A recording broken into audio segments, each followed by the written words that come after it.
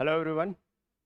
Hello everyone. My name is Sachin Dhakad and we are doing topic based MCQ series. We started with the Constitution of India. In the last class, we have completed the part 1 of the Constitution, part 2 of the Constitution, that is citizenship, and we started in the previous class the part 3 of the Constitution, that is fundamental rights. We have completed the two fundamental rights. One is right to equality, another is right to freedom. In this class, we are continuing the fundamental right and try to complete the fundamental right in as soon as possible. Fine. So let's just start with the fundamental right.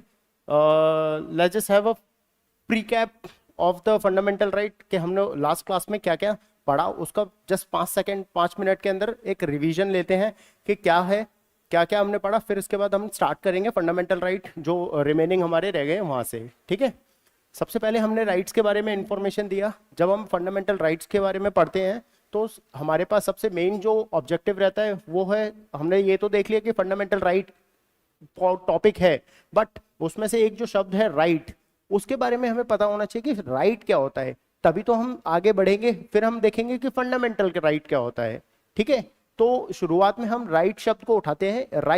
Right का मतलब होता है best surviving condition of any human और living being. ठीक है, किसी भी living being की बेस्ट सर्वाइविंग कंडीशंस को राइट्स बोलते हैं। ठीक है, अब ये राइट्स नेचर के द्वारा प्रोवाइडेड हैं तो उन्हें नेचुरल राइट्स बोलते हैं। जैसे कि नेचर ह्यूमन और एनिमल्स और किसी भी माइक्रो ऑर्गेनिज्म को इक्वली अपने जो राइट्स हैं, अधिकार हैं, वो प्रोवाइड करता है। जो नेचर हमें प्रोवाइड कर रहा है, जैसे सनलाइट, एयर और वाटर, ये इक्वली सबके पास एक्सेसिबल है। जितना मैं एक्सेस करूंगा एज अ ह्यूमन, उतना ही कोई भी एनिमल एक्सेस करेगा, उतना ही कोई भी माइक्रो ऑर्गेनिज्म एक्सेस करेगा। ठीक है, तो इसके बाद ये होते हैं हमारे नेचुरल राइट जो कि नेचर के द्वारा प्रोवाइडेड होते हैं।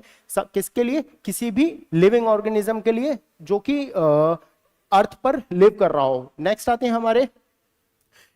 हैं ह्यूमन राइट, क्योंकि हम ह्यूमन हैं। हम इसके अब एनिमल्स को थोड़ा साइडलाइन करते हैं, हम ह्यूमंस के बारे में पढ़ते हैं कि ह्यूमन राइट क्या होते हैं। ह्यूमन राइट वो राइट्स होते हैं जो किसी भी ह्यूमन की बेस्ट जो सर्वाइविंग कंडीशन है उसको डिस्क्राइब करते हैं, वो बताते हैं। जैसे कि राइट टू लिव, जीने का अधिकार, राइट टू मूव, कहीं भी जाने का अधिकार, राइट टू ब्रीथ, सांस लेने का अधिकार, ये बेसिक ह्यूमन राइट्स हैं। कि राइट टू फूड, ये यानी कि किसी भी ह्यूमन, कोई भी अगर ह्यूमन पैदा होता है तो उसके पास बेसिक राइट्स होने चाहिए कि जीने का अधिकार होगा, कहीं भी मूव करने का अधिकार होगा, खाने का अधिकार होगा। तो अगर ये नहीं है तो फिर वो ह्यूमन और एनिमल में कोई फर्क नहीं रहेगा। ठीक है, तो इस वजह से ह्यूमंस के लिए स्पेसिफिकली अलग से कुछ राइट्स प्रोवाइडेड है। फिर हमने क्या किया कि ह्यूमन राइट्स को भी दो पार्ट में डिवाइड किया। एक ऐसे राइट्स जो किसी भी कंट्री के द्वारा कॉन्स्टिट्यूशन में मेंशन रहते हैं, एक ऐसे राइट्स जो कि कॉन्स्टिट्यूशन से अलग रहते हैं पर वो राइट्स भी ह्यूमंस को प्रोवाइडेड रहते हैं। ठीक है, अगर मैं इंडिया के कंटेक्स्ट में बात करूं तो जो कॉन्स्टिट्यूशनल राइट्स हैं, यानी हमारे जो कॉन्स्टिट्यूशन में मेंशंस ऐसे राइट्स जो किसी भी ह्यूमन को एक बेस्ट सर्वाइविंग कंडीशन प्रोवाइड करते हैं, उन्हें कॉन्स्टिट्यूशनल राइट बोलता हूं। अब कॉन्स्टिट्यूशनल राइट भी दो पार्ट में डिवाइड होते हैं। एक है फंडामेंटल राइट जो पार्ट 3 ऑफ द कॉन्स्टिट्यूशन में मेंशन है, जिसका ऑब्जेक्टिव है हमें आज क्लास में खत्म करना है। दूसरे होते हैं लीगल राइट, जो कि फंडामेंटल राइट का जो पार्ट 3 है उसके अलावा कहीं अलग जाकर कॉन्स्टिट्यूशन में तो मेंशन है, बट वो फंडामेंटल राइट वाले पार्ट में मेंशन नहीं है। ठीक है, कॉन्स्टिट्यूशन में उन राइट्स का मेंशन है। For example right to property, जिसको legal right under article 300A बनाया गया है। तो ये हो गया हमारा कॉन्स्टिट्यूशनल राइट की सब डिविजन्स। एक और पार्ट था जो हमने ह्यूमन राइट्स को डिवाइड किया था, एक और था एक्स्ट्रा कॉन्स्टिट्यूशनल राइट, जो कि कॉन्स्टिट्यूशन में मेंशन नहीं होते हैं, कॉन्स्टिट्यूशनल से अलग से कहीं पे लिखे होते हैं, उनको बोलते हैं एक्स्ट्रा कॉन्स्टिट्यूशनल राइट। ये कैसे, इनके भी दो डिवीजन होते हैं। पहला होता है स्टैट्यूटरी राइट्स, जो किसी की पार्लियामेंट के द्वारा किसी लॉ को बनाकर एक प्रोसेस के थ्रू उनके एक्सेस प्रोवाइड किया जाता है लोगों को। जैसे कि right to information, for example अगर मुझे किसी भी गवर्नमेंट बॉडी के बारे में कोई भी इंफॉर्मेशन प्रोवाइडेड चाहिए, मुझे कोई भी इंफॉर्मेशन चाहिए, तो मेरे पास राइट है राइट टू इंफॉर्मेशन एक्ट के थ्रू कि मैं किसी भी गवर्नमेंट अथॉरिटी के पास जाकर उनसे कोई भी इंफॉर्मेशन ले सकता हूं। इसमें एक्सेप्शन है कि देश से रिलेटेड, जो देश की सिक्योरिटी से रिलेटेड कोई भी ऐसे इंफॉर्मेशन प्रोवाइड नहीं की जाएगी। वो government authority are not bind to provide you the any information related to the nation security. इसके बाद ये कैसे प्रोवाइडेड हुआ, ये किसी एक लॉ आया, लॉ को पार्लियामेंट ने पास किया, उसको पास करके एक बॉडी बनाई कि अगर इन लॉ को एक्सेस करना है तो ये बॉडी है, जैसे right to information forums district, state और सेंट्रल लेवल पे प्रोवाइडेड है, जो कि इनके इशू रिड्रेसल का काम करते हैं कि अगर मैं कोई गवर्नमेंट अथॉरिटी इंफॉर्मेशन प्रोवाइड करने से मना करती है तो मैं इन फोरम्स में जाकर अपनी इंफॉर्मेशन को ले सकता हूं, एक अपने जो राइट टू इंफॉर्मेशन जो राइट है उसका फायदा उठा सकता हूं। इसके बाद जो लास्ट वन होते हैं एक्स्ट्रा कॉन्स्टिट्यूशनल राइट के, एक और पार्ट होता है, वो होते हैं ऐसे राइट्स जो मेड बाय एग्जीक्यूटिव रेजोल्यूशन, किसी एक रेजोल्यूशन, एक एग्जीक्यूटिव रेजोल्यूशन लाकर ऐसे राइट्स को बनाया जाता है। अंडर आर्टिकल 123 प्रेसिडेंट ऐसे ऑर्डर्स को लेकर आता है, ये तब तक वैलिड रहते हैं जब तक इनकी जुडिशियल वैलिडिटी मेंटेन रहती है। ठीक है, ये तो रहा हमारा, ये पूरा हमने क्या पढ़ा, राइट्स के बारे में पूरा कंप्लीट पढ़ लिया, राइट्स का डिवीजन पढ़ लिया और राइट्स के डिफरेंट पार्ट्स पढ़ लिए। इसके बाद हम आए थे कहां पर, इसके बाद हम आए थे बेसिक, जो आज का हमारा टॉपिक था फंडामेंटल राइट के ऊपर। फंडामेंटल राइट कहां मेंशन है, पार्ट 3 ऑफ द कॉन्स्टिट्यूशन में मेंशन है, फ्रॉम आर्टिकल 12 से 35 तक। ठीक है, इस जो पार्ट 3 है इसको हम मैग्ना कार्टा ऑफ कॉन्स्टिट्यूशन बोलते हैं। मैग्ना कार्टा क्यों बोलते हैं, 1215 में जब इंग्लैंड का कॉन्स्टिट्यूशन बना था, लिखना स्टार्ट हुआ था, तो उन्होंने क्या है कि एक डॉक्यूमेंट के अंदर अपना जो समराइज पार्ट था, जो बेसिक पार्ट था, जिसके अंदर एक बहुत ही इंपॉर्टेंट फंडामेंटल राइट हो गया, बहुत इंपॉर्टेंट प्रोविजंस को समराइज करके रखा था, उस जो वो किसी भी डॉक्यूमेंट की इंपॉर्टेंस को शो करता है। यानी अगर किसी भी डॉक्यूमेंट की कुछ इंपॉर्टेंट पार्ट को शो करना है तो उसे हम मैग्ना कार्टा रेफर कर सकते हैं। तो वैसे ही हमारे कॉन्स्टिट्यूशन में जो फंडामेंटल राइट है वो बहुत इंपॉर्टेंट पार्ट है, इस वजह से इसको फंडामेंटल राइट बोलते हैं। फंडामेंटल राइट्स को फंडामेंटल क्यों बोलते हैं, क्योंकि किसी भी इंडिविजुअल को डिग्निफाइड तरीके से लाइफ जीने में हेल्प करता है। दूसरा रीजन रहता है कि किसी भी इंडिविजुअल को ओवरऑल डेवलपमेंट में काम करता है, जैसे कि उसके मेंटल, फिजिकल और स्पिरिचुअल डेवलपमेंट के लिए। इसके बाद आए थे हम डेफिनेशन पे, फंडामेंटल राइट की डेफिनेशन क्या होती है। फंडामेंटल राइट की जो डेफिनेशन है कि ये एक नेचुरल राइट्स है, दूसरे कॉन्स्टिट्यूशन के द्वारा प्रोवाइडेड है, तीसरा कि ये किसी भी इंडिविजुअल के फिजिकल, मेंटल और स्पिरिचुअल डेवलपमेंट का काम करते हैं। दैट इज इट, इतना सा हमें पढ़ना था फंडामेंटल राइट के अंदर। अब हम आए थे फंडामेंटल राइट की कैरेक्टरिस्टिक्स के ऊपर। फंडामेंटल राइट की जो कैरेक्टरिस्टिक्स थी वो क्या थी, पहली, फंडामेंटल राइट लोगों को दी जाती है, यानी गिवन टू द पीपल। दूसरा, फंडामेंटल राइट नेगेटिव नेचर होता है टुवर्ड्स द स्टेट, कि स्टेट अगर कुछ काम करना चाहती है, अगर वो स्टेट ऐसा काम कर रही है जो वायलेट कर रहा है कॉन्स्टिट्यूशन को, तो वो जो वायलेशन है मतलब जुडिशरी ओवर पावर कर देगी उनकी जो अथॉरिटी है उसको। तीसरा इसमें यह था कि जो स्टेट की जो आर्बिट्री पावर है, यानी स्टेट के पास इतनी पावर है कि वो कुछ भी कर सकती है, उसके ऊपर भी एक तरीके से चेक्स एंड बैलेंस पुट करता है फंडामेंटल राइट। इसके बाद जो चौथा ऑप्शन था वो ये था कि ये जस्टिसिएबल है। जस्टिसिएबल मतलब क्या होता है कि अगर मैं इन राइट्स के अगर कोई वायलेट कर रहा है इन राइट्स को, कोई पर्सन, कोई स्टेट, जो कि आर्टिकल 12 में मेंशन है स्टेट की डेफिनेशन, उनमें से अगर कोई इस फंडामेंटल राइट, किसी के भी फंडामेंटल राइट को वायलेट कर रहा है, तो वो पर्सन कोर्ट में जाकर अपने राइट्स को बचाव कर सकता है, वो डायरेक्टली कोर्ट में विजिट कर सकता है। ठीक है, ये तो रही उसकी कैरेक्टरिस्टिक्स। फिर हम आए थे, हमने स्टार्ट किया था अपना फंडामेंटल राइट्स को कहाँ कहाँ कितने हैं, 6 फंडामेंटल राइट्स हैं। पहले राइट टू इक्वालिटी 14 से 18, दूसरा आया था राइट टू फ्रीडम 19 से 22, फिर आया था राइट अगेंस्ट एक्सप्लॉयटेशन 23 एंड 24, फिर आया था हमारा रिलीजियस राइट 25 से 28, फिर उसके बाद में आया था हमारा cultural and educational right from article 29 and 30, and the last one आया था राइट ऑफ कॉन्स्टिट्यूशनल रेमेडीज, ये आया था हमारा आर्टिकल नंबर 32 के अंदर। इसको डॉक्टर BR अम्बेडकर ने heart and soul of the our constitution बोला है। ठीक है, फिर हमने स्टार्ट किया था हमारा आर्टिकल नंबर 12। किसी भी पार्ट को स्टार्ट करते हैं हम कॉन्स्टिट्यूशन में तो सबसे पहले क्या रहता है कि कुछ डेफिनेशन हमें मेंशन करनी पड़ती हैं। वैसे ही स्टेट की डेफिनेशन हमें पार्ट 12 के अंदर मेंशन किया गया है, जैसे कि जो हम स्टेट जहां जहां यूज हुआ है हमारे इस पार्ट के अंदर, पार्ट 3 ऑफ द कॉन्स्टिट्यूशन में स्टेट का शब्द जहां जहां यूज हुआ है वहां स्टेट का मतलब इन 4 अथॉरिटी से है। ठीक है, स्टेट का मतलब ये अथॉरिटी से है कि ये जहां जहां स्टेट का शब्द यूज हुआ है वहां मतलब इन 4 अथॉरिटी से है। इसके बाद में आते हैं आर्टिकल 13। आर्टिकल 13 हमें जुडिशियल रिव्यू की पावर देता है। ऐसे कुछ लॉज जो कि प्री कॉन्स्टिट्यूशन बनाए गए थे, ऐसे कुछ लॉज जो पोस्ट कॉन्स्टिट्यूशन बनाए गए हैं, उन लॉज के अगर वैलिडिटी को चेक करना है तो उसकी रिव्यू जो पावर है वो आर्टिकल 13 के अंदर गिवन है। केशवानंद भारती केस हुआ था, जिसके इसके जो रिजल्ट है वो रिजल्ट को सुप्रीम कोर्ट ने प्रोसीडिंग्स में अपने कहा, जजमेंट में कहा कि जो अंडर कॉन्स्टिट्यूशनल अमेंडमेंट होता है किसके अंडर, अंडर आर्टिकल 368 के अंदर, वो भी एज अ लॉ ट्रीट किया जाएगा। उसमें उसका भी जुडिशियल रिव्यू हो सकता है, उसको भी नल एंड वॉइड घोषित किया जा सकता है अगर वो किसी भी पार्ट को वायलेट कर रहा होगा कॉन्स्टिट्यूशन के। यही हमने दो प्रिंसिपल्स पढ़े थे, एक प्रिंसिपल था इक्लिप्स, एक था प्रिंसिपल ऑफ सर्वेबिलिटी। किस में पढ़े थे? आर्टिकल 13 में ही पढ़े थे। इक्लिप्स का मतलब होता है एक पार्ट को दूसरे पार्ट से छुपाना, यानी कि कोई ऐसा लॉ जो कि प्री कॉन्स्टिट्यूशन है, उसी सेम प्रिंसिपल पे दूसरा लॉ बनाया पोस्ट कॉन्स्टिट्यूशन, तो जो प्री कॉन्स्टिट्यूशन होगा वो पोस्ट कॉन्स्टिट्यूशन लॉ से कंप्लीटली छुप जाएगा और वैलिडिटी सिर्फ पोस्ट कॉन्स्टिट्यूशनल लॉ की रहेगी। ठीक है, ये तो हमें मिला था प्रिंसिपल ऑफ इक्लिप्स में। फिर आया था हमारा प्रिंसिपल ऑफ सर्वेबिलिटी। ये क्या बोलता है कि अगर कोई लॉ बनाया गया, वो लॉ लोगों के फेवर में है, उस लॉ में कुछ ऐसे सेक्शन हैं, जैसे कोई लॉ बनाया उसमें 10 सेक्शन है, 10 में से 2 सेक्शन ऐसे हैं जो कि फंडामेंटल राइट को वायलेट कर रहे हैं या कॉन्स्टिट्यूशन को कहीं वायलेट कर रहे हैं, तो उनके जो 2 सेक्शन है सिर्फ उसको हटाया जाएगा, 8 section as it is valid रहेंगे, पूरा लॉ कैंसिल नहीं होगा। ये प्रिंसिपल था प्रिंसिपल ऑफ सर्वेबिलिटी।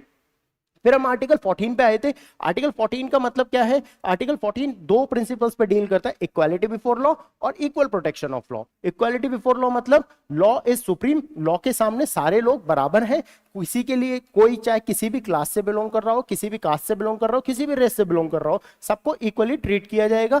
और दूसरा है इक्वल प्रोटेक्शन ऑफ लॉ, यानी कि इसमें अगर स्पेसिफाई किया गया कि अगर आपको एक क्लास से बिलोंग कर रहे हो तो आपको एक क्लास के अकॉर्डिंग ट्रीट किया जाएगा, आप एक कास्ट से बिलोंग कर रहे हो तो आपको उसके अकॉर्डिंग ट्रीट किया जाएगा। एक एग्जांपल दिया था इसमें कि अगर कोई पर्सन कोई क्राइम करता है, उस क्राइम को करने पे जो सजा होती है उसमें फाइन लगा, 5 लाख रुपए का फाइन है, बट 2 पर्सन है, एक की सैलरी 5 लाख रुपए पर मंथ है, दूसरे की सैलरी 5,000 रुपए पर मंथ है, तो दोनों को ट्रीट नहीं किया जा सकता सेम जगह रखकर। ठीक है, क्योंकि जो 5,000 रुपए पर मंथ कमा रहा है उसको 5 लाख जमा करने में ऑलमोस्ट कितना टाइम लग जाएगा, और जो 5 लाख रुपए पर मंथ कमा रहा है वो इजीली पेमेंट कर देगा और बाहर हो जाएगा। यानी कि सारे लोगों के लिए सेम सर्कमस्टांसेस नहीं हो सकते, सेम कंडीशन वाले लोगों के लिए सेम सर्कमस्टांसेस हो सकते हैं, जैसे कि माइनर्स के लिए अलग लॉज हो सकते हैं, एडल्ट के लिए अलग लॉज हैं। ठीक है, फॉर एग्जांपल ये था,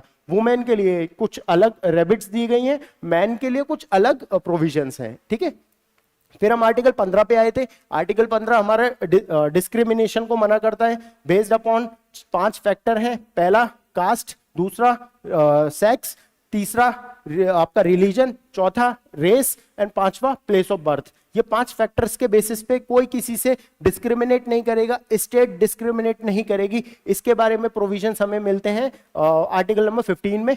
उसमें कुछ अलग प्रोविजंस है कि कुछ स्पेशल राइट्स प्रोवाइडेड है स्टेट के ऊपर कि वो वुमेन, चिल्ड्रन और socially and educationally backward class के लिए कुछ प्रोविजंस बना सकती है।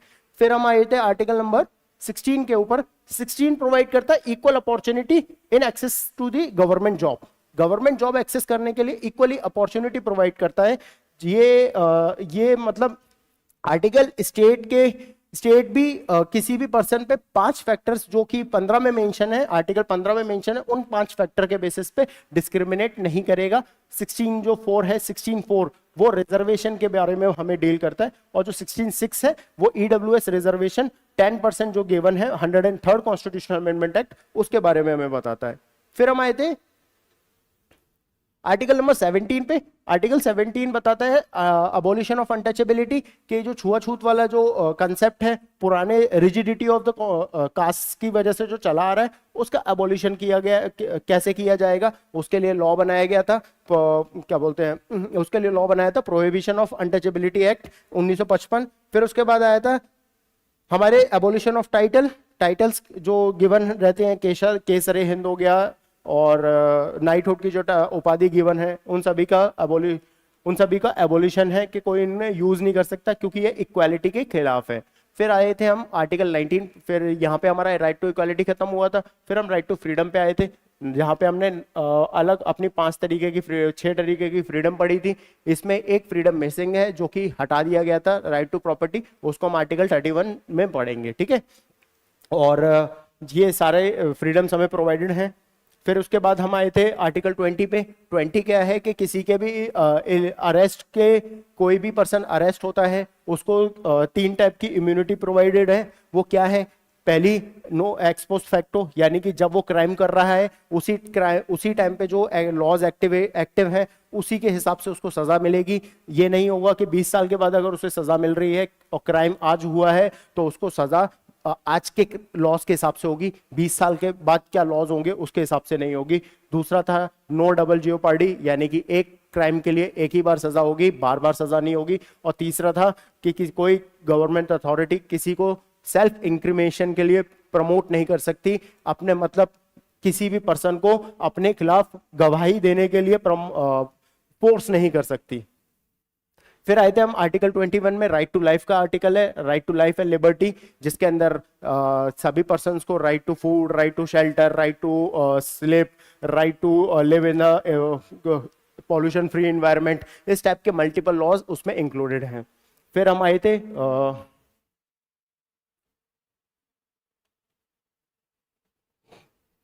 फिर हमने आर्टिकल नंबर 21 के जो डिफरेंट राइट्स हैं वो ये मेंशन है। फिर हम 21A 86 कॉन्स्टिट्यूशनल अमेंडमेंट एक्ट 2002 से उसको एक्ट जोड़ा गया था। ये था राइट टू एजुकेशन प्रोवाइडेड है, राइट टू एजुकेशन एक्ट आया था 2009 के अंदर, और उस पे अमल उसको पूरी तरह फोर्स में लेकर आए थे 2010, 1 अप्रैल 2010 से। इसमें प्रोविजंस क्या थे कि कोई भी चिल्ड्रन 6 to 14 ईयर्स की एज का है, गवर्नमेंट के पास उसके गवर्नमेंट की जवाबदारी है कि वो उनको फ्री एजुकेशन प्रोवाइड करे स्कूल्स के अंदर।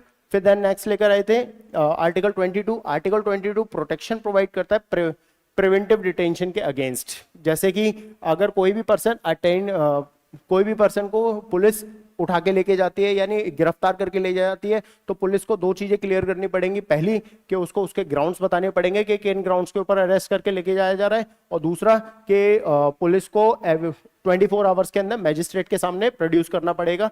ये सिर्फ 2 जगह एप्लीकेबल नहीं है, पहला प्रिवेंटिव डिटेंशन हो रहा है, या दूसरा कोई एनिमी एलियन है। इन दोनों के लिए ये राइट अवेलेबल नहीं है, ठीक है। अब हम आज की क्लास की स्टार्टिंग करते हैं। आज की क्लास की स्टार्टिंग होती है आर्टिकल नंबर 23 से। आर्टिकल नंबर 23 प्रोवाइड करता है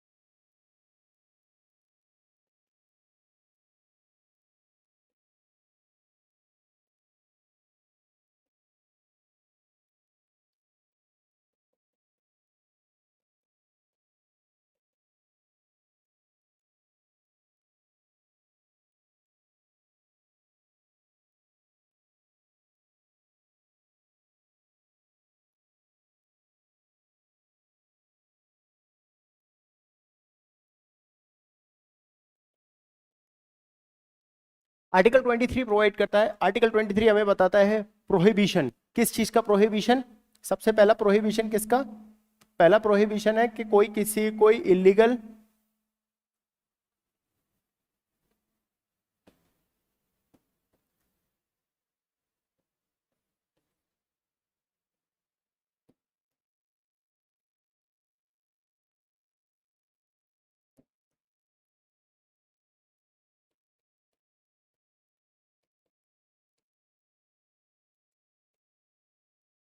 कोई प्रोहिबिशन किस चीज का, ये प्रोहिबिशन ह्यूमंस के लिए है, यानी कि ह्यूमंस को ह्यूमन ट्रैफिकिंग नहीं की जा सकती है। ज्यादातर हम आजकल के केसेस में देखते हैं कि ह्यूमन ट्रैफिकिंग किसकी की जाती है, वुमेन्स की जाती है। वुमेन्स की जो ह्यूमन ट्रैफिकिंग की जाती है उसको प्रोहिबिट करता है आर्टिकल नंबर 23। अगर कोई ऐसा करता हुआ पाया गया तो ये आर्टिकल 23 का वायलेशन होगा, उसके अगेंस्ट डायरेक्टली एक्शन लिया जा सकता है।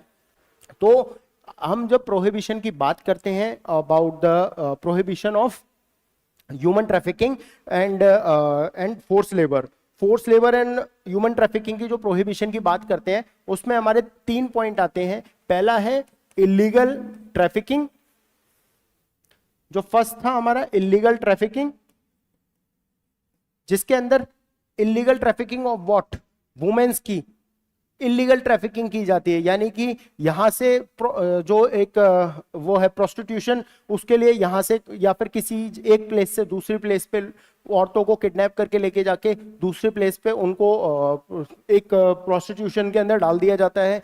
और डिफरेंटली एक देवदासी जो प्रथा थी वो अगर इन जर्नल हमें देखने को मिलती है। और तीसरा जो है इसके अंदर वो रहता है कि अगर कोई किसी को स्लेव बनाता है, स्लेव का कंसेप्ट देखने को हमें कम मिलता है, बट अगर कोई किसी को स्लेव बनाता है तो वो भी कंप्लीटली प्रोहिबिटेड है। ठीक है, अब आते हैं हम बेगार के ऊपर। बेगार का क्या मतलब है? बेगार का मतलब है कि let us take an example कि मैंने कोई एक किसी पर्सन को हायर किया, मैंने उससे काम कराया बट उसको पेमेंट नहीं दिया, यानी कि वर्क विदाउट पेमेंट, अगर ऐसा करा रहा हूं तो वो बेगार कैटेगरी के अंदर आता है। तो ये भी प्रोहिबिशन है हमारे कॉन्स्टिट्यूशन के अंदर कि बेगार भी नहीं हो सकता।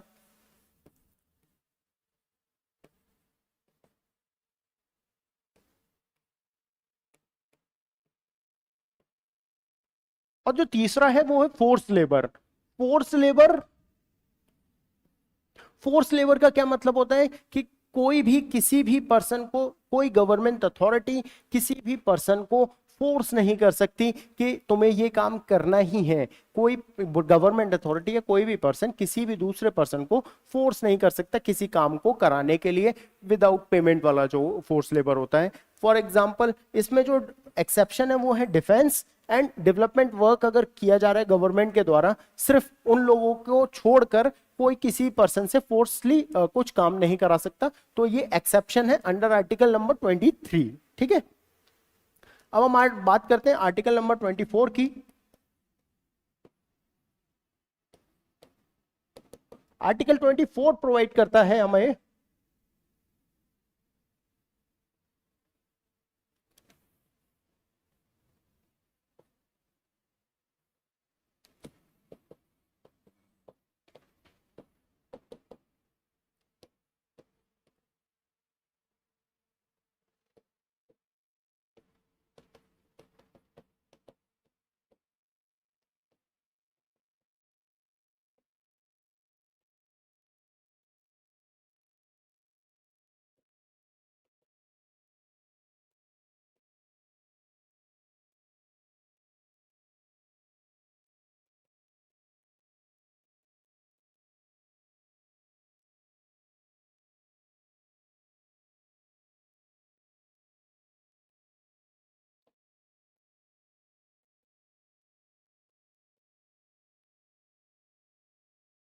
चौदह साल से छोटे बच्चे जो हैं उनका वर्क, उनके एम्प्लॉयमेंट को प्रोहिबिट करता है आर्टिकल नंबर 24। 14 साल से जो अगर छोटे हैं यानी कि वो बच्चे हैं, उन बच्चों का एम्प्लॉयमेंट कैसे, जो ढाबास के अंदर जो एम्प्लॉयमेंट किया जाता है, माइंस हो गया, फैक्ट्रीज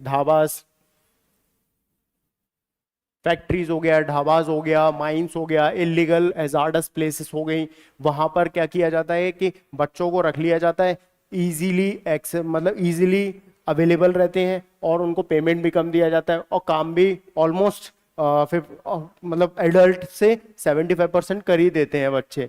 तो इन बच्चों के अच्छे मेंटल हेल्थ के लिए, इन बच्चों की एजुकेशन अच्छे रहे, तो गवर्नमेंट आर्टिकल 24 लेकर आई, जिसका मतलब अंदर इन जो बच्चे हैं इनको प्रोहिबिट किया गया है। कौन से बच्चे? 14 साल से 14 ईयर से छोटे जो बच्चे हैं उन सभी को प्रोहिबिट किया गया है वर्क अंडर इसके अंदर, ठीक है, इसी इनके केसेस के लिए माइन एक्ट आया था। इस टाइप से बहुत सारे एक्ट्स आए थे जो कि बताते हैं कि बताते हैं, ये 52 के अंदर आया था। फैक्ट्री एक्ट जो आया था वो आया था 1948 के अंदर। तो इस तरीके से मल्टीपल लॉज हैं जो कि प्रोहिबिट करते हैं 14 साल से कम बच्चों को work in the hazardous places. तो ये हमारा राइट टू एक्सप्लॉयटेशन खत्म हो गया। फिर अब हम आते हैं नेक्स्ट, हमारा आता है 4th नंबर का राइट, दैट इज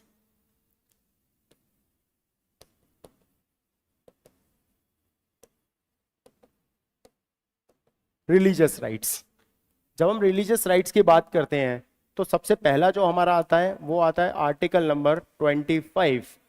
आर्टिकल 25 बताता है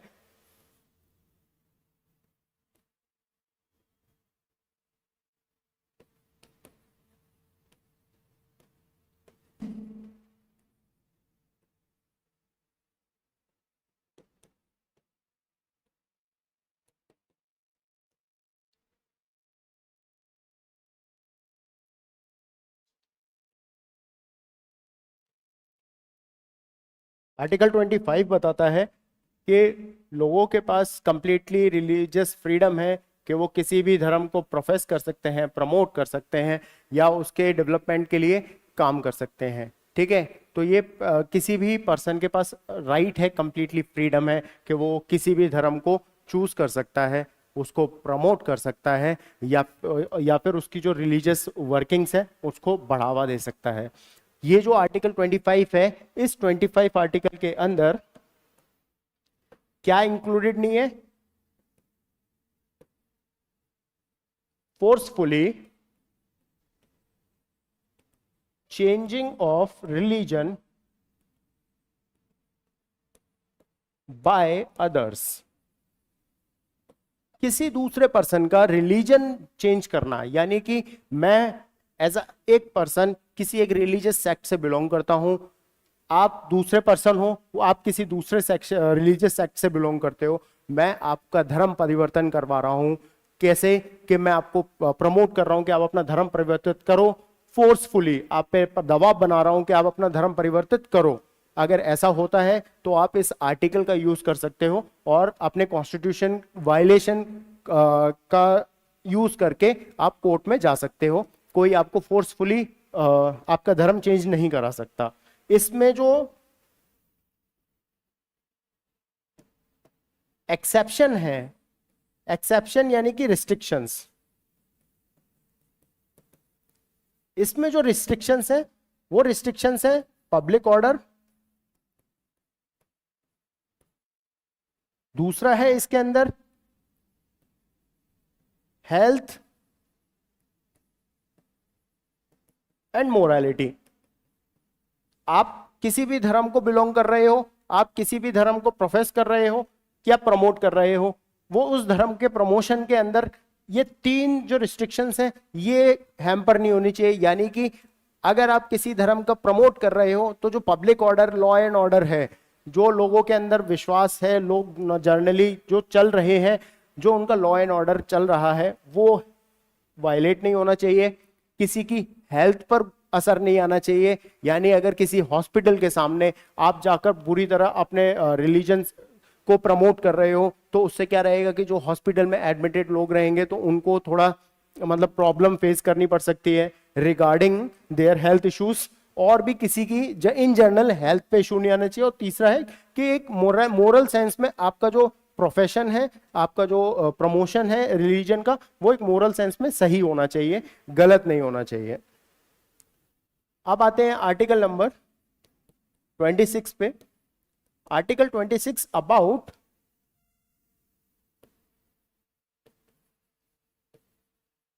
freedom of religion for promotion by religious organizations। जो रिलीजियस ऑर्गेनाइजेशंस हैं वो अपने रिलीजन को प्रमोट कर सकती हैं, वो अपने रिलीजन को प्रोफेस कर सकती हैं। इसमें है क्या? पहली बात तो वो किसी भी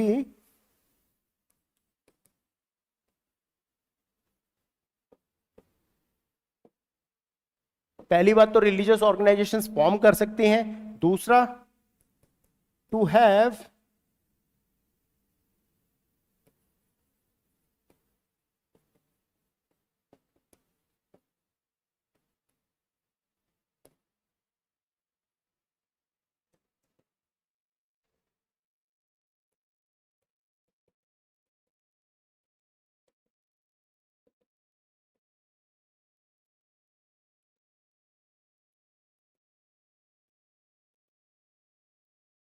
ये जो है आर्टिकल नंबर 26 ये बताता है कि जो ये all about the religious organisations के बारे में है। ये रिलीजन की जो लोगों के द्वारा था, आर्टिकल 24(5) था कि लोगों को क्या प्रोवाइडेड है, क्या राइट्स प्रोवाइडेड है।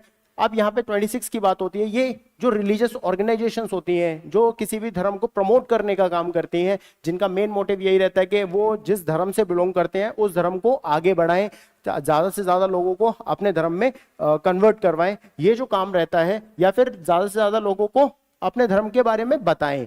ठीक है, ये जो काम रहता है, इस काम के अंदर ये जो तीन जो ऑब्जेक्टिव हैं, रिलीजियस ऑर्गेनाइजेशंस के तीन ऑब्जेक्टिव डिफाइंड है। पहला कि वो कोई भी रिलीजियस ऑर्गेनाइजेशंस का फॉर्मेशन, रिलीजियस ऑर्गेनाइजेशंस अपने जो रिलीजियस अफेयर्स है उनको मेंटेन कर सकती है। फॉर एग्जांपल कि कहाँ पे क्या रिलीजियस मतलब फंक्शन करवाना है, कहाँ पे कितने लोगों को बुलाना है, या फिर हमें कितने कितने अलग तरीके के फंक्शंस करवाने हैं, ये काम भी रिलीजियस अफेयर्स के अंदर आता है। और तीसरा, कोई भी रिलीजियस ऑर्गेनाइजेशन मूवेबल और इमूवेबल प्रॉपर्टी को हैंडल आउट कर सकती है, ले सकती है, और उस प्रॉपर्टी को पूरे इंडिया में कहीं भी ले जा सकती है। ठीक है, अब आते हैं आर्टिकल नंबर 27 के ऊपर।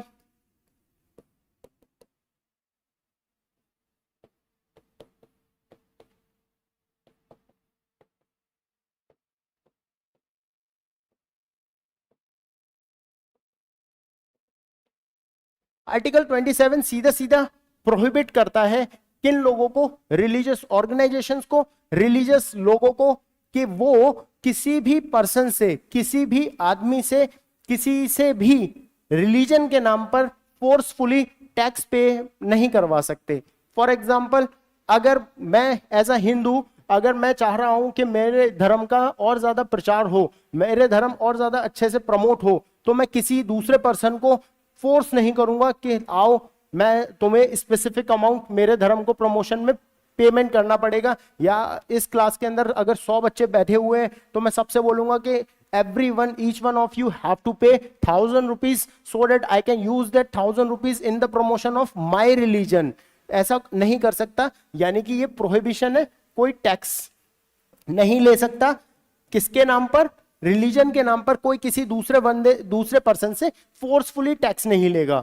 हाँ, इसमें जो एक्सेप्शन है वो ये है, मेरी अगर इच्छा है कि मैं धर्म को प्रचार करना चाहता हूं, मैं धर्म का और ज्यादा प्रमोट करना चाहता हूं, मैं चाह रहा हूं, मेरा थोड़ा लगाव है किसी धर्म के प्रति, तो मैं उसमें दान दे सकता हूं। उसके लिए आपको बाउंड नहीं किया गया है, उसके लिए आपको रोका नहीं गया है। आप अपनी इच्छा के अनुसार वहां पे जाके आप पैसे दे सकते हो, आप जो भी है अपनी एक्टिविटीज दे सकते हो, बट कोई आपसे फोर्सफुली आपसे पैसे नहीं मांग सकता। ठीक है, फिर हम नेक्स्ट आएंगे आर्टिकल नंबर 28 के ऊपर।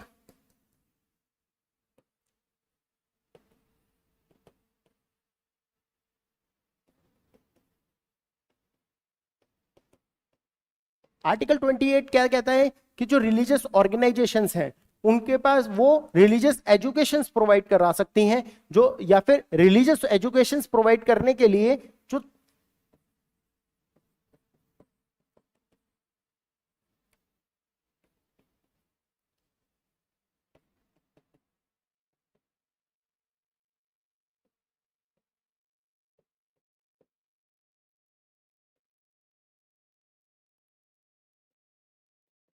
रिलीजियस एजुकेशन प्रोवाइड करने के लिए। फॉर एग्जांपल जैसे मदरसे चल रहे हैं, मदरसों में होता क्या है कि इस्लाम से रिलेटेड जो एजुकेशन है उसका प्रमोशन किया जाता है। तो ऐसी जो प्रमोशन है, ऐसी एजुकेशन है, उस एजुकेशन के रिगार्डिंग उनका इस्टेब्लिशमेंट हो सकता है। बट इसमें से प्रोहिबिशन क्या है, कोई किसी government office, government aided school या इंस्टीट्यूशन या गवर्नमेंट के द्वारा कंप्लीटली ओन्ड स्कूल या इंस्टीट्यूशन में इस टाइप की रिलीजियस एक्टिविटीज कंप्लीटली प्रोहिबिटेड है। इनके अलावा कोई किसी भी धर्म का हो, वो अपनी रिलीजियस ऑर्गेनाइजेशंस फॉर्म करके रिलीजियस टीचिंग्स प्रोवाइड कर सकता है। ये था हमारा आर्टिकल 28। तो हमने अभी आर्टिकल नंबर, हमने हमारे 4 फंडामेंटल राइट कंप्लीट कर लिए। Right to equality, right to freedom, right against exploitation, right religious rights, ये 4 हमारे फंडामेंटल राइट कंप्लीट होते हैं।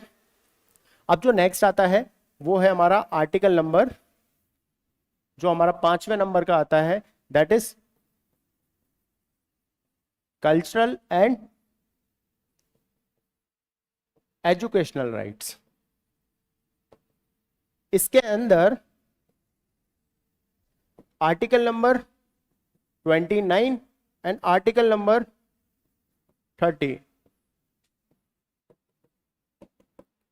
2 आर्टिकल्स आते हैं। किसके अंडर आते हैं ये? Cultural and educational right. Culture और एजुकेशनल मतलब, एजुकेशन का तो ये मतलब है कि आपको अपनी, या तो ये जो आपकी धर्म से रिलेटेड या फिर कोई जो माइनॉरिटीज हैं उनकी जो एजुकेशन से रिलेटेड उनके जो स्पेसिफिक नॉलेज है उसको बढ़ावे के लिए दिया जाएगा। और जो कल्चर के अंदर इंक्लूडेड है कि कोई भी पर्सन, जैसे India is a nation of diversity, her 10 kilometre पे डिफरेंट कल्चर है, हर 100 किलोमीटर पे डिफरेंट लैंग्वेज है, तो हर पर्सन के पास अथॉरिटी है, हर पर्सन को राइट दिया गया है कि वो अपने कल्चर को, वो अपनी लैंग्वेज को, वो अपने कस्टम्स को, इनको बचा सकता है, इनको प्रमोट कर सकता है। ये पावर प्रोवाइडेड है लोगों की। तो यहां पर क्या है? प्रोविजन फॉर प्रमोशन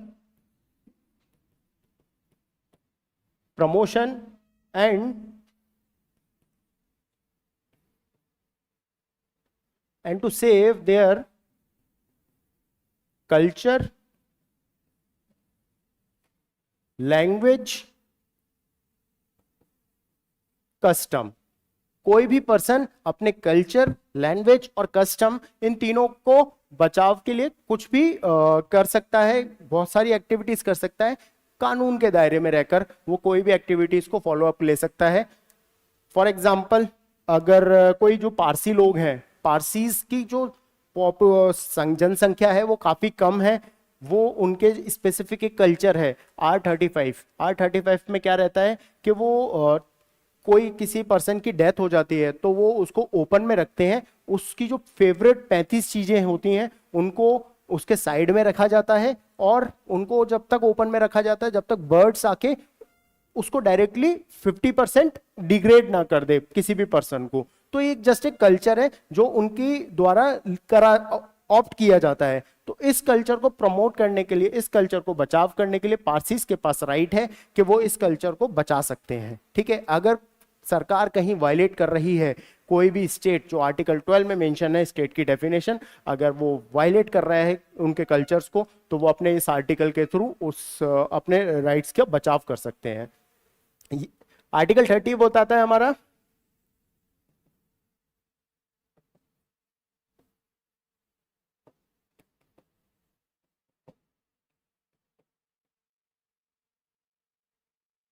जो माइनॉरिटीज हैं, माइनॉरिटीज इंडिया की बात करूं तो मुस्लिम्स,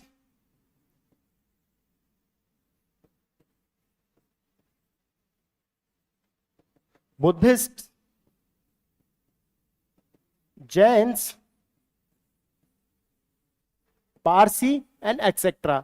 ये जो माइनॉरिटीज हैं, ये माइनॉरिटीज अपने रिलीजन को, अपने रिलीजन से रिलेटेड एजुकेशन के प्रमोशन के लिए रिलीजियस इंस्टीट्यूशन स्टैब्लिश कर सकते हैं।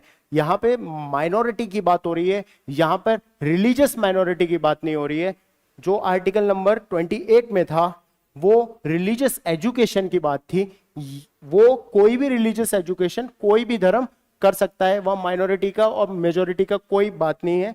सिर्फ, और ये आर्टिकल है 30, यहाँ पे सिर्फ माइनॉरिटी की बात हो रही है। जैसे कि ये जो माइनॉरिटीज मेंशन है, ये माइनॉरिटीज और इसके अलावा कोई और माइनॉरिटी इंडिया में पाई जाती है, वो जो अपने रिलीजन, कस्टम और अपने एजुकेशन, उसको प्रमोशन का काम कर सकते हैं। तो यहाँ पे हमारे 5 आर्टिकल खत्म होते हैं। अब हम आते हैं लास्ट आर्टिकल पर, article number 32, that is right to constitutional remedies.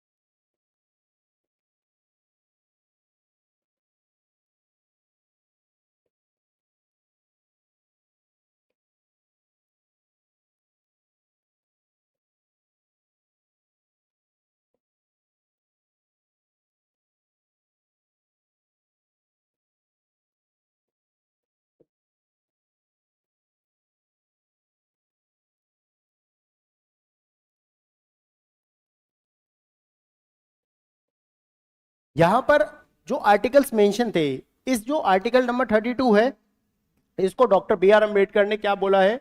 इस आर्टिकल नंबर 32 को डॉक्टर बी आर अम्बेडकर ने हार्ट एंड सोल, हमारे पार्ट 3 का हार्ट एंड सोल बोला है। हार्ट एंड सोल यानी कि यही ऐसा आर्टिकल है जो पूरे कॉन्स्टिट्यूशन या फिर हमारे फंडामेंटल राइट जो पार्ट 3 में मेंशन है, उन राइट्स के हम लोग उसको अच्छे से यूज कर सकें।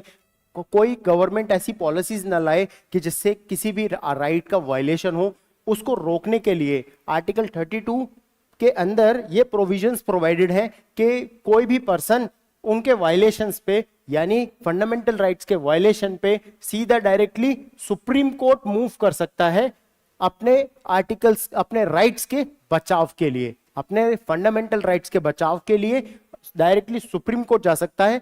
किसके under? Under article number 32। Article number 32 के यूज करके डायरेक्टली सुप्रीम कोर्ट अपनी अपील कर सकता है। ये 5 जो अपील्स हैं, जो सुप्रीम कोर्ट, ये 5 पावर्स हैं सुप्रीम कोर्ट की। ये 5 पावर्स क्या हैं? ये राइट्स के बचाव के लिए पावर्स हैं। ये डायरेक्टली रिलेटेड है किसी भी स्टेट से। पहला है हैबियस कॉर्पस। हेबियस कॉर्पस के का क्या मतलब है? हेबियस कॉर्पस का मतलब है बंधी प्रत्यक्षीकरण, यानी कि किसी को अगर बंदी बनाया गया है स्टेट के द्वारा, तो वो जो किसी को अगर बंदी बनाया स्टेट के द्वारा, तो स्टेट के पास पहले जो उसके बेसिक चीजें हैं वो उसको बतानी पड़ेंगी, यानी कि 24 आवर्स में मैजिस्ट्रेट के सामने प्रोड्यूस करना पड़ेगा। उसको अगर अरेस्ट किया गया है तो उसको ग्राउंड्स बताने पड़ेंगे कि किन ग्राउंड्स के अंडर अरेस्ट किया गया है। तीसरा कि उसको सेल्फ इंक्रीमेट नहीं करा जा सकता अपने खिलाफ गवाही देने के लिए। तो इस तरीके से, और वुमेन्स के लिए भी है कि वुमेन्स को रात को 8 बजे के बाद में पुलिस स्टेशन आने के कंप्लीटली प्रोहिबिशन है, और चिल्ड्रंस और वुमेन्स एंड ओल्ड एजेस तीनों की प्रोहिबिशन है रात को 8 बजे के बाद में पुलिस स्टेशन आने के लिए। ठीक है, तो ये हेबियस कॉर्पस है। अगर ऐसा करता हुआ कोई पाया जाता है, कोई गवर्नमेंट अथॉरिटी पाई जाती है, तो इस रिट का यूज करके सुप्रीम कोर्ट उसके अगेंस्ट कार्रवाई कर सकती है। ठीक है, देन नेक्स्ट आता है मंडामस। मंडामस का क्या मतलब है? मंडामस का मतलब होता है कि कोई भी गवर्नमेंट अथॉरिटी है, उससे सुप्रीम कोर्ट डायरेक्टली पूछ सकता है कि आपके गवर्नमेंट अथॉरिटी से डायरेक्टली पूछ सकता है कि आपने ये वर्क किस बेसिस पे किया। ठीक है, अगर वो किसी वायलेशन कर रहा है तो उससे डायरेक्टली अराइज करके क्वेश्चंस पूछ सकता है सुप्रीम कोर्ट। नेक्स्ट आता है हमारा प्रोहिबिशन, सर्सरी एंड क्यू वारंटो। प्रोहिबिशन क्या है? Prohibition to lower courts same certiorari to lower courts. ये लोअर कोर्ट्स क्या होते हैं? सुप्रीम कोर्ट हमारी जो जुडिशरी है वो कंप्लीटली इंडिपेंडेंट और इंटीग्रेटेड जुडिशरी है, यानी कि सुप्रीम कोर्ट टॉप पे रहेगा, हाई कोर्ट्स स्टेट पे रहेंगे, उससे नीचे सबऑर्डिनेट कोर्ट्स रहेंगे, तो एक दूसरे से कनेक्टेड है। सुप्रीम कोर्ट का कोई फैसला होगा वो डायरेक्टली सभी कोर्ट्स के ऊपर मान्य रहेगा, यानी कि ये इंटीग्रेटेड है, एक दूसरे से जुड़े हुए हैं। बस वही चीज है कि लोअर कोर्ट सुप्रीम कोर्ट को छोड़कर जो उसके नीचे लोअर कोर्ट्स हैं उनके द्वारा अगर कोई फैसला दिया जा रहा है, प्रोहिबिशन में देखेंगे कि लोअर कोर्ट्स अगर कोई ऐसा फैसला दे रहे हैं कि उसका जजमेंट एरिया, जो उसका ज्यूरिडिक्शन एरिया है, वो वायलेट हो रहा है। फॉर एग्जांपल, मध्य प्रदेश का ज्यूरिडिक्शन एरिया, मध्य प्रदेश की बाउंडेशन जितनी बाउंड्रीज है और वो है, अगर उसके बाहर ज्यूरिडिक्शन कोई फैसला दे रहा है मध्य प्रदेश हाई कोर्ट, तो यानी उसने अपना ज्यूरिडिक्शन ब्रेक किया। ये सुप्रीम कोर्ट देखता है, अगर ऐसा किया है तो सुप्रीम कोर्ट उस जो केस को वहीं रोकता है और केस को डायरेक्टली अपने पास बुला लेता है, या फिर वो डायरेक्टली कोर्ट को बोलता है कि आप अपने ज्यूरिडिक्शन को यहां पर ब्रेक कर रहे हो, कृपया करके सही कर दीजिए, ठीक है, फैसला दीजिए। दूसरा क्या है? सर्सरी। सर्सरी के अंदर ये पावर है सुप्रीम कोर्ट के पास कि किसी भी लोअर कोर्ट के द्वारा कोई फैसला दिया गया, कोई और उस फैसले पे सजा दे दी गई है, वो जो सजा दी गई है वो कंप्लीटली इलीगल तरीके से दी गई है, ऐसा सुप्रीम कोर्ट को फाइंड आउट होता है कि जो सजा दी गई है उसका जो प्रोसेस है वो कंप्लीटली गलत है, या फिर अपने ज्यूरिडिक्शन से बाहर जाके सजा दी गई है, ऐसा होता है तो सुप्रीम कोर्ट उस केस को अपने पास बुलाता है और उसको शुरुआत से स्टार्ट करता है प्रोसीडिंग्स को, और जो फैसला दिया गया है लोअर कोर्ट के द्वारा उसको कंप्लीटली खत्म कर देता है, और जो भी शुरुआत करता है केसेस की वो शुरुआत बिल्कुल बेसिक से स्टार्ट करता है।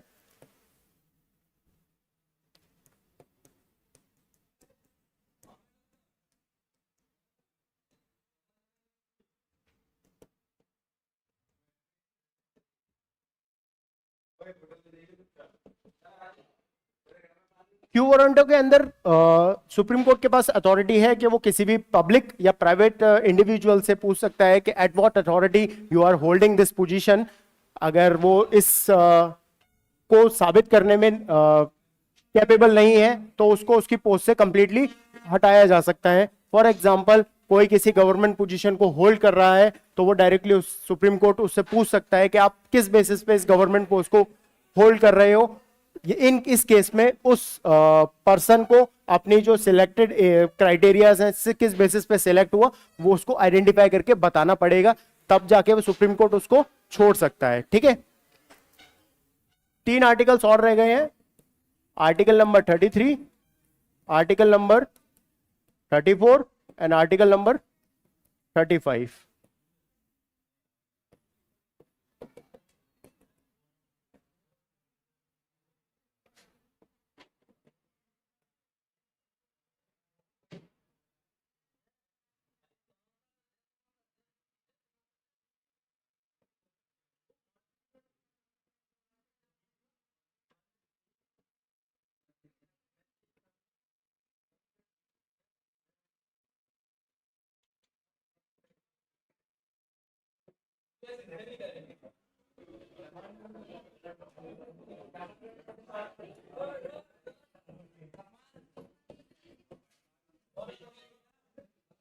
Restriction on fundamental right.